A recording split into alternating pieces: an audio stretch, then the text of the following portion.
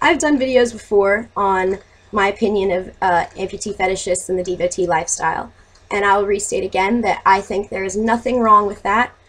People are into what they're into, and they should not be shamed for it. But I will explain a little bit why some devotees have such a bad rep. Some of them are so persistent that it can come to the level of harassment. And that's when, you have one rotten apple ruining the whole batch. Sometimes they will message unrelentlessly. They will talk to you explicitly in sexual nature. And that's when it becomes uncomfortable, not just for me, but for almost everybody I've talked to. I try to keep everything on a person-to-person basis. I'm always going to give somebody a chance to talk to me and let them prove themselves. And I've met so many very kind people that were devotees, and I even consider them to be friends.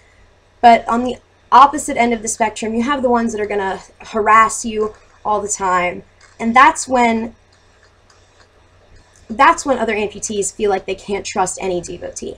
And I'm just saying, you'll get a lot further by treating us like people, talking to us, understanding that we can't always reply. You'll get a lot further that way by being a friend than focusing on your fetish. There's also sometimes, there's a blog dedicated to these unfortunate communications with devotees. It's called Dreadful Devotees. It's run by an internet friend of mine. I'll even link it down here. Great blog, from my perspective anyway. It just kind of shows the negative side of it and basically what you shouldn't do if you want to befriend an amputee. And I think the biggest complaint I have is when I can tell someone is pretending to be an amputee or pretending to have a disability to get close to me. You might not realize that we pick up on that, but a lot of us, I've discussed it, we do. I almost pick up on it every time. I can tell when someone's faking, and that is not how you should make a friendship. They should never start off based upon a lie.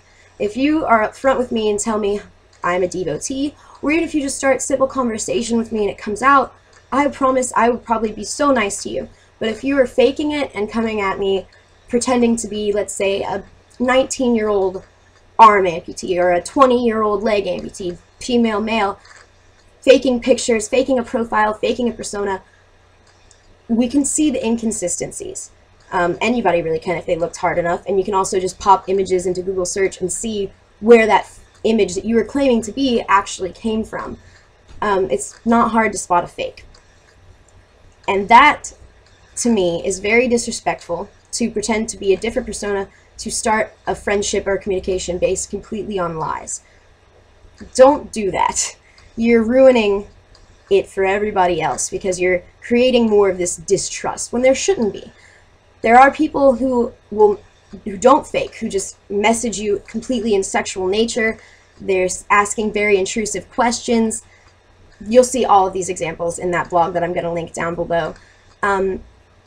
It's basically a guidebook of what not to do if you're trying to communicate with somebody who's disabled or applies to your fetish, and really just treat people like a human being, not this sex fetish object, because underneath it all we really are people. And as long as I'm always treated with respect and like a human being, I will treat you the same way, with respect and friendship, regardless of your fetish or why you're interested in talking to me. As long as I can tell that your intentions are pure, I'm going to talk to you. But when people message you with explicitly sexual content like, I want to rub your stump all over my nether regions, that's a horrible, I've never gotten that one, but it does happen, and it makes people really uncomfortable, and it just adds to the distrust between amputees and devotees. And just like amputees are people, so are devotees, and I feel like both of them, we should all treat each other with a level of respect. Just treat people the way that they should be treated. I know that you were raised better than that, to treat any woman like a sexual object and demean them by having strictly sexual conversations. I'm not going to respond to those kind of messages ever, because I'm not about that kind of communication on the internet. And if I got a message that said, hey sexy, I want to touch your stump, I'm not going to respond to that. But if I got, hello, I'm a devotee from so-and-so, how are you doing today? I am 100 times more likely to respond to that, and I feel like I can say that for most amputees. There's some of them who want nothing to do with the devotee community, and that's their decision. Respect that. Leave them alone. But for the ones who are willing to talk to you, definitely don't harass them. Don't pretend to be something you're not, because it makes everybody really uncomfortable, and it's just not the kind of vibe that you want to send out if you want to have a friendship or any kind of correspondence with me. Or I think I could say that with anybody, that nobody wants to have a strictly in sexual nature conversation or feel like they're being harassed or, you know, befriend this person that they believe is an amputee and believe that they know their struggle and that they can relate, and then find out later down the line that they've been talking to a fake person. It's really damaging, and I've heard some really bad horror stories, and some of them are going to be in that blog. I definitely recommend checking that out. Even if you're not a devotee or an amputee, you might get a few laughs out of it, and it'll also show you the dark side of the spectrum that we have to deal with every day. I've showed so many of my friends that blog when they're like, oh really, you get harassed, and they don't believe me. It happens. It really does, and that's why there is so much distrust in that community. So if we could keep the harassment, the fake, the explicitly sexual conversations, we can just keep that under wraps, I think that there will be a lot more trust and willingness between amputees to talk to other devotees and to talk to anybody, really, because those negative correspondings on the internet create distrust not only for devotees but for anybody that tries to contact an amputee about their amputation.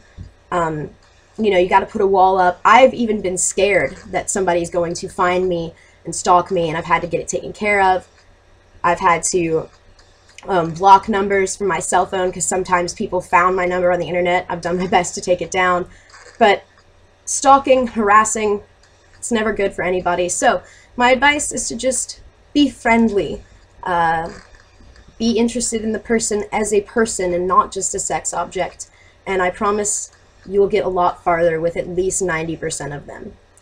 So that's all I had to say. I'm going to be linking the blog down here. Also links to all of my social media. I'm going to be trying to make more videos, but again, college student, busy. So please don't get angry with me if I can't constantly keep you guys updated, but I am going to try to do them more often. I'm not letting my YouTube channel go completely. I knew some of you think I was going to quit, but I haven't. I'm still here. Still love you guys. You can still contact me on Facebook. I will try my best to reply, but like I said, I've kind of let Facebook fall to the wayside. But I love you all. Thanks for watching and subscribing, and I will talk to you guys soon. Mwah!